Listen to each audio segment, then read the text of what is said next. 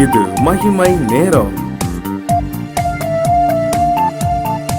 பிதாவாகிய தேவனாலும் கர்த்தராகிய இயேசு கிறிஸ்துவினாலும் உங்கள் எல்லாருக்கும் கிருபையும் இரக்கமும் சமாதானமும் உண்டாவதாக. வேதத்தை பற்றி, வேதத்தின் மகத்துவங்களை நாம் தியானித்து வருகிறோம். இந்த நாளின் செய்திக்கு ஆதாரமாக நான் எடுத்துக்கொண்ட வேத வசனம் சங்கீதம் 119 49 50. நீர் என்னை நம்ப பண்ணின வசனத்தை உமது அடியனுக்காக நினைத்தருளும். அதுவே என் சிறுமையில் எனக்கு ஆறுதல். உம்முடைய வாக்கு என்னை. வாலிப வயதிலே தன்னுடைய கணவரை இழந்த ஒரு தாயார் சொன்ன ஒரு சாட்சி. அவருடைய கணவர் இழந்த பொழுது அவருடைய பிள்ளைகளை வைத்து கொண்டு எப்படி இந்த பிள்ளைகளை நான் வளர்க்க போகிறேன், ஒரு வருமானமும் இல்லை, ஒரு வேலையும் இல்லை, கணவர் வேலை செய்து சம்பாதித்து கொண்டு வந்தார், இனி அந்த சம்பளமும் இல்லை, இந்த பிள்ளைகளை எப்படி வளர்ப்பது என்று சொல்லி ஒரு தாயார் அங்கலாய்த்து கொண்டிருந்தார்கள். கணவரை இழந்த அந்த துக்கத்திலிருந்து அவர்களால் வெளியே வர முடியவில்லை, யாரையும் பார்க்க பிடிக்கவில்லை, இந்த பிள்ளைகளை எப்படி வளர்ப்பது, என்ன செய்வது என்ற அங்கலாய்ப்பு. இரவும் பகலும் அழுது கொண்டிருந்த பொழுது ஒரு நாள் கர்த்தர் அவர்களை அவருடைய வார்த்தையை கொண்டு தேற்றினார்.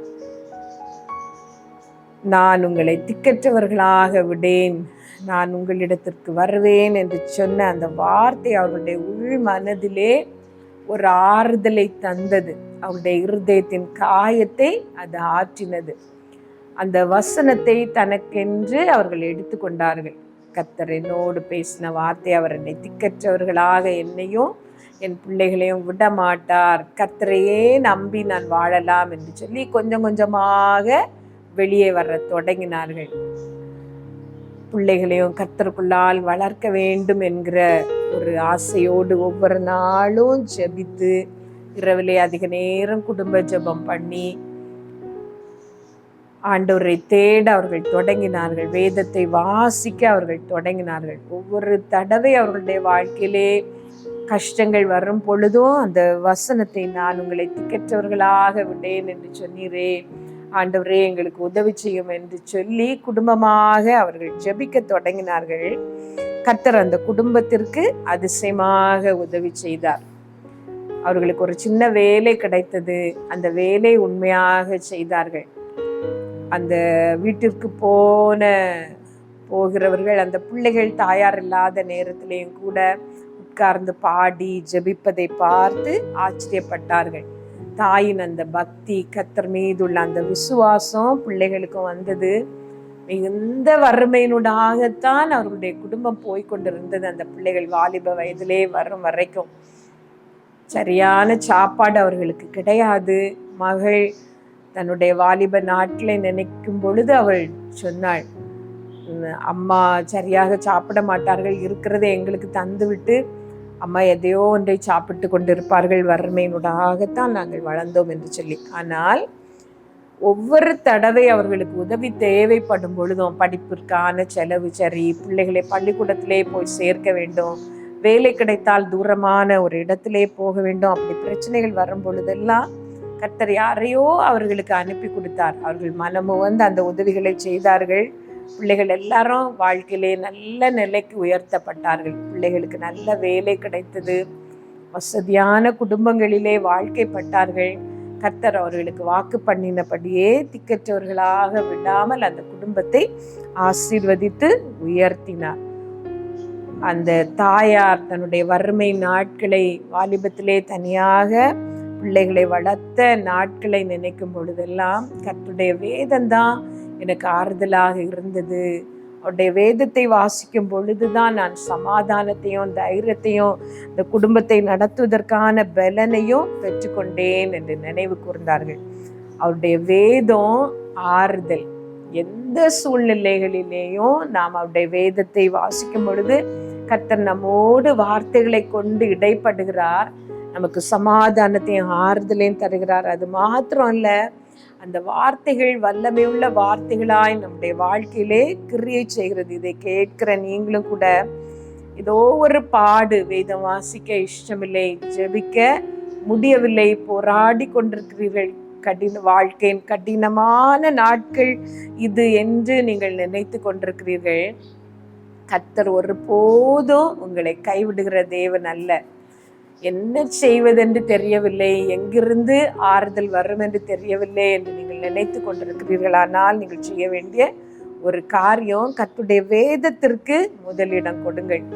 ஆண்டவருடைய வார்த்தை ஜீவன் உள்ளது, வல்லமை உள்ளது. உங்களை ஆறுதல் படுத்த அது போதுமானது, உங்களை வழி நடத்த அது போதுமானது. அவருடைய வேதத்தை அதிகமாக நீங்கள் வாசித்து பாருங்கள். இந்த போராட்டங்கள் எல்லாம் கொஞ்சம் கொஞ்சமாக மறைந்து விடும். இந்த பாடுகள் எல்லாம் கொஞ்சம் கொஞ்சமாக அது போய்விடும். அவரே உங்களுக்கு ஆறுதலாய், இயேசு கிறிஸ்துவே உங்களுக்கு இன்பமாய் மாறும் பொழுது கர்த்தருடைய வார்த்தை உங்களிலே கிரியை செய்யும்.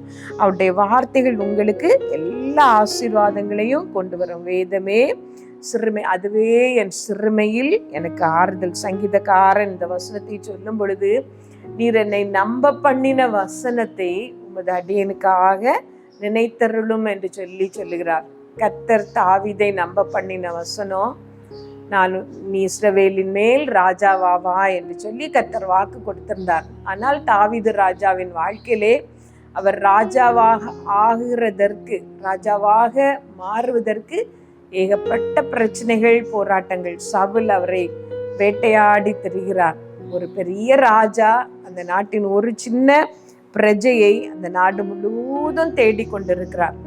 தாவீது எவ்வளவு போராடி இருப்பார் பாருங்கள். ஒரு ராஜா தன்னுடைய இராணுவத்தையும் தன்னுடைய பலத்தையும் எல்லாம் வைத்து தேடும் பொழுது அது எவ்வளவு கடினமாக தாவீதுக்கு இருந்திருக்கும். ஒரு உயிருக்காக, தன்னுடைய உயிருக்காக அவர் ஒவ்வொரு இடமாக ஒளிந்து கொண்டிருந்தார், ஓடி ஒளித்து கொண்டிருந்தார். ஆனால் கர்த்தர் அவருடைய வார்த்தையை நிறைவேற்றவே செய்தார். உம்முடைய வார்த்தை தான் எனக்கு என்னுடைய சிறுமையிலே ஆறுதல். ராஜாவாக போகிற ஒருவருக்கு உயிர் கஞ்சி ஓடுகிற ஒரு சிறுமை, ஒவ்வொரு இடமாக ஒளித்திருக்கிற ஒரு போராட்டம். அந்த போராட்டத்திலே கர்த்தருடைய வார்த்தை அவருக்கு உதவி செய்தது.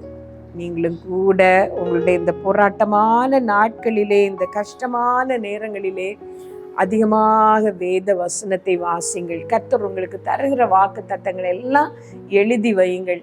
அதை அறிக்கை பண்ணி ஜெபிங்கள். ஆண்டவரே, இந்த சூழ்நிலையிலே, இப்பொழுது நான் இருக்கிற இந்த நிலையிலே இது எனக்கு நம்பக்கூடாத கடினமான ஒரு வார்த்தையாக தான் இருக்கிறது. ஆனாலும் உம்மை நான் விசுவாசிக்கிறேன், உம்முடைய வல்லமையை நான் விசுவாசிக்கிறேன். உம்மால் கூடாத அதிசயமான காரியம் ஒன்றுமில்லை என்ற ஆண்டவரிடத்திலே நீங்கள் சொல்லிக்கொண்டே இருங்கள். கர்த்தர் உங்களுக்கு பெரிய காரியங்களை செய்வார். உங்களுக்காக யுத்தங்களை நடத்துவார். உங்கள் சத்துருக்கள் உங்களை விட்டு ஓடி ஒளியும்படியான சூழ்நிலைகளை கர்த்தர் உங்களுக்கு உருவாக்குவார்.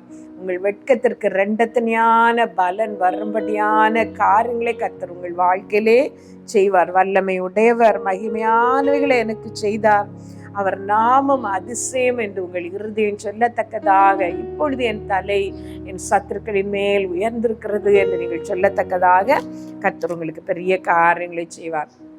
எங்கள் நல்ல தகப்பனே, இந்த நாளிலே பாடுகளோடு, வேதனைகளோடு, சூழ்நிலைகள் எல்லாம் இருட்டாக இருந்து உம்மை நோக்கி பார்க்கிற உம்முடைய பிள்ளைகளுக்காக நான் ஜெபிக்கிறேன். ஆண்டவரே, கண்ணீரோடு உம்மை தேடுகிற ஒவ்வொருத்தருக்கும் நீர் உதவி செய்யும் ஏசப்பா.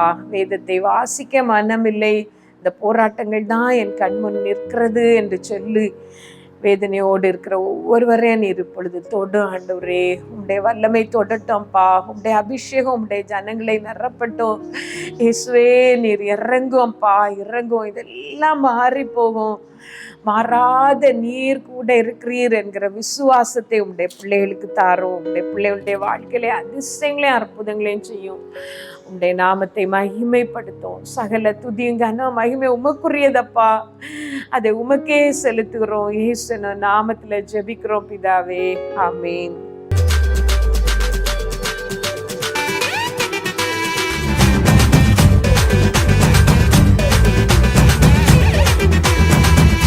மகிமை மகிமை மகிமை மகிமை மகிமை